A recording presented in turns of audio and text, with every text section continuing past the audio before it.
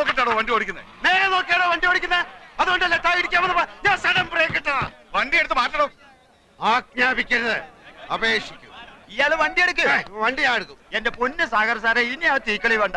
ഒരു മണിക്കൂർ നേരം മരണത്തെ മുന്നിൽ കണ്ടുകൊണ്ടാ ഞാൻ ഈ വണ്ടിയിലിരുന്നത്. മരണം രംഗബോധമില്ലാത്തൊരു കോമാളിയാണ്. ആഗ്രഹിച്ചിരിക്കുമ്പോൾ അവൻ വരില്ല, പ്രതീക്ഷിച്ചിരിക്കുമ്പോൾ അവൻ വരില്ല.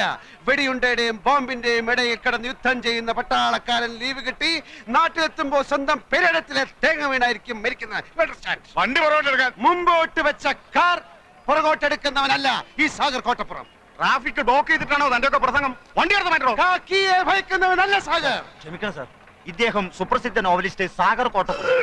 സാർ, അദ്ദേഹം വെള്ളം അടിച്ച് കുറച്ച് ഓവറായി പോയതാ. തന്നോട് വണ്ടി എടുക്കാനല്ലേ പറഞ്ഞു? എന്താ അങ്ങോട്ട് വന്നാട്ടെ.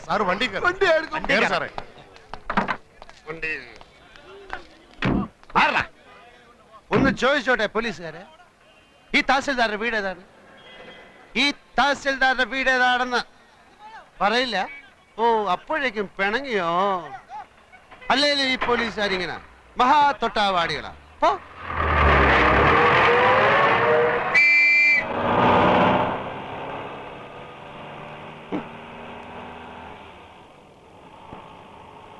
ഡ്രൈവറെ, തഹസിൽദാരുടെ വീട് അന്വേഷിച്ചു. ചോദിച്ചു പോവാ.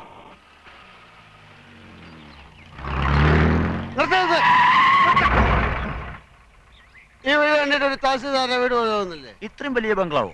ആയിക്കൊടുന്നില്ല, എന്നാലും സംശയം തീർത്തിട്ട് പോവാം.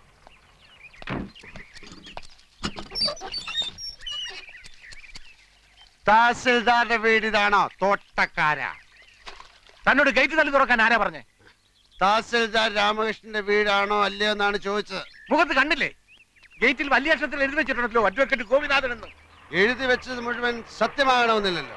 ഉദാഹരണത്തിന് ഞാൻ എഴുതുന്ന നോവലുകൾ വായിച്ചു കാണും, തുഷാരങ്ങൾ. അത് മുഴുവൻ സത്യമാണെന്നാണ് വിചാരം. അല്ലേ? അല്ല, വെറും ഭാവന. ആനയുടെ വലുപ്പം അങ്ങനെയൊക്കെ അറിയില്ല. കേരളം മുഴുക്കെ അറിയപ്പെടുന്ന നോവലിസ്റ്റാ സാറ്. മനുഷ്യ ഹൃദയങ്ങളെ എടുത്ത് അമ്മാനമാടുന്നയാൾ. ഞാൻ സാറിന്റെ ഒരു ആരാധകരാന്നറിയാലോ. സാഗർ കോട്ടപ്പുറം വെള്ളമടിച്ച് ബഹളം ഉണ്ടാക്കിയത് നാളെ വല്ല പത്രത്തിലും വന്നാൽ ആർക്കതിന്റെ നാണക്കേട്? ആ പത്രത്തിന് കേരളത്തിലെ എല്ലാ പത്രവും വാരികയും എന്റെ ഒരു നോവല് കിട്ടാൻ നെട്ടോട്ടം ഓടുകയാണ്. എനിക്കെതിരെ ആരും ഒന്നും എഴുതുകയാണ്. എന്നാ സാർ വണ്ടി കയറി. അങ്ങനെയാണെങ്കിൽ ഞാൻ വണ്ടി ഓടിക്കും. സാറ് വണ്ടി കയറി. വണ്ടി ഓടി.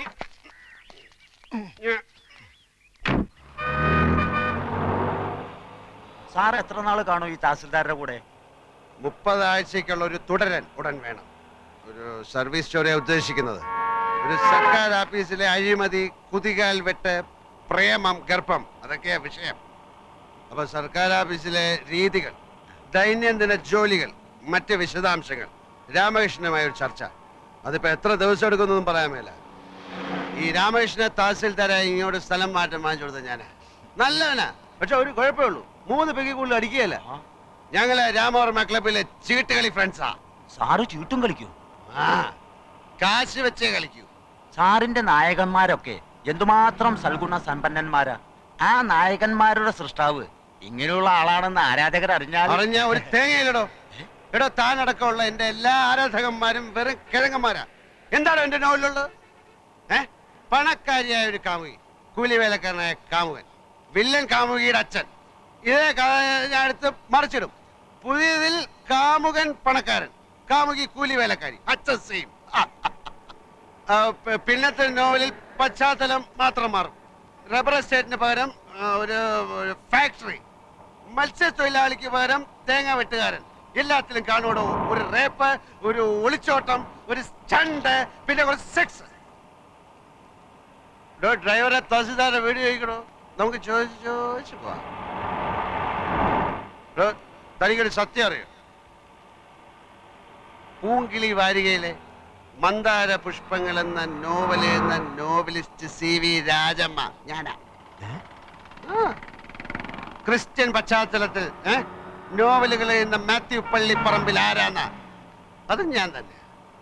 അങ്ങനെ എത്രയോ പേരുകളിൽ ഞാൻ എഴുതിക്കൊണ്ടേയിരിക്കും. ആരാധകന്മാര്, പുണ്ണാക്കന്മാര്. എടോ, ഞാനാകുന്ന നോവലിസ്റ്റ് CV രാജമ്മയ്ക്ക് ഒരു ദിവസം വരുന്ന പ്രേമലേഖനങ്ങളുടെ എണ്ണം 200 കൂടുതലാ. അറിയാം? ഇവിടെ ഒരു അന്തവും കുന്തവും ഇല്ല. താനിത് എങ്ങോട്ടാ ഓടിക്കുന്നത്? ഇവിടെ ഡ്രൈവറെ തഹസിൽദാരുടെ വീട് ചോദിക്കണോ? നമുക്ക് ചോദിച്ചു പോവാം.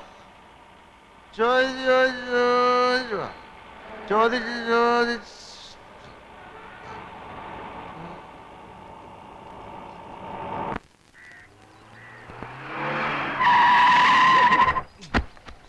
ആ ഇത് തന്നെ വീട്. ആരുടെ വീട്? ആരുടെ വീടാ സാർ അന്വേഷിച്ചത്? ഇവിടെ ഒരു ചോദ്യത്തിന് ഉത്തരം മറ്റൊരു ചോദ്യമല്ല. ആരുടെ വീട് എന്നാണ് ഞാൻ ചോദിച്ചത്. നമ്മൾ തഹസിൽദാരെ വീടെത്തി സാർ. തഹസിൽദാരുടെ വീട്. ദേ തഹസിൽദാർ. കുപ്പിയിലെ ബാക്കിയില്ലേ? ഇനിയും വേണോ സാർ? കുപ്പിയിലെ ബാക്കിയില്ലേ എന്നാണ് ചോദിച്ചത്. തഹസിൽദാരെ. എടാ തഹസിൽദാരെ. Sir Get out. ഞാനും തഹസിൽദാരുമായിട്ടുള്ള ബന്ധം എനിക്ക് അറിഞ്ഞൂടാ. അപ്പൊ ഞാൻ ഇനി എന്ത് ചെയ്യണം സാർ? താൻ ഇതുവരെ എന്ത് ചെയ്തുകൊണ്ടിരിക്കുകയായിരുന്നോ അതന്നെ ഇനിയും ചെയ്താൽ മതി. Good night and pay this cash to that driver. തഹസിൽദാരെ. രാമകൃഷ്ണ രാമകൃഷ്ണ കൃഷ്ണ കൃഷ്ണ രാമകൃഷ്ണ രാമകൃഷ്ണ രാമകൃഷ്ണ.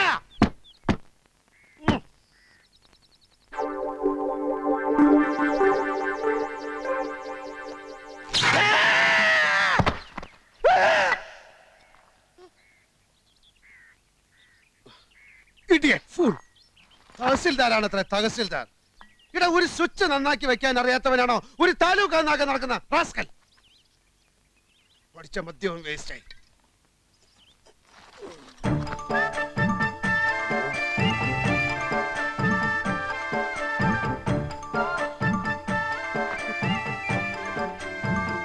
രാമകൃഷ്ണ. ഓ ഫ്രിഡ്ജൊക്കെ ഉണ്ടോ? അപ്പൊ സോഡ കാണും. ഇതിനകത്തേക്ക് ഞാൻ എങ്ങനെ അത് കിടക്കുന്നത്?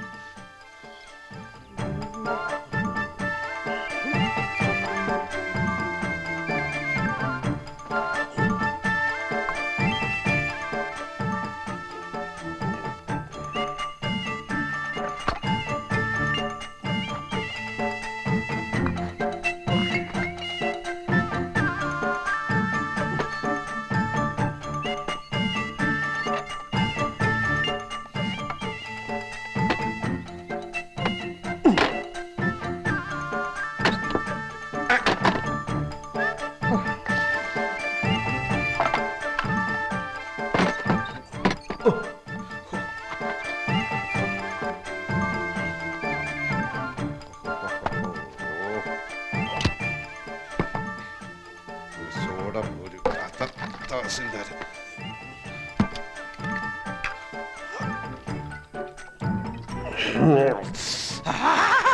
രാമകൃഷ്ണ.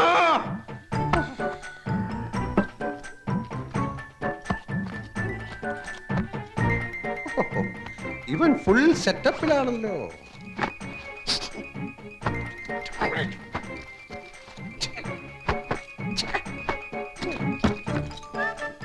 ഇതാരുടെ സാരി? ഇതിനിടെ ഇവ കല്യാണം കഴിച്ച? ഓ ചിലപ്പോ ഇവന്റെ അമ്മയെ സിസ്റ്റേഴ്സും ഒക്കെ വന്നു. കുറ്റകളൊക്കെ എവിടെ പോയി കിടക്കണം?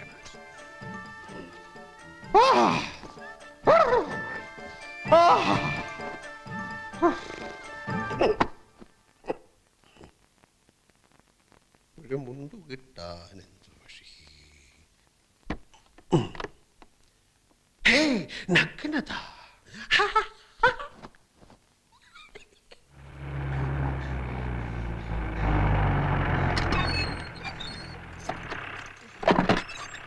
കാലത്ത് 8:30.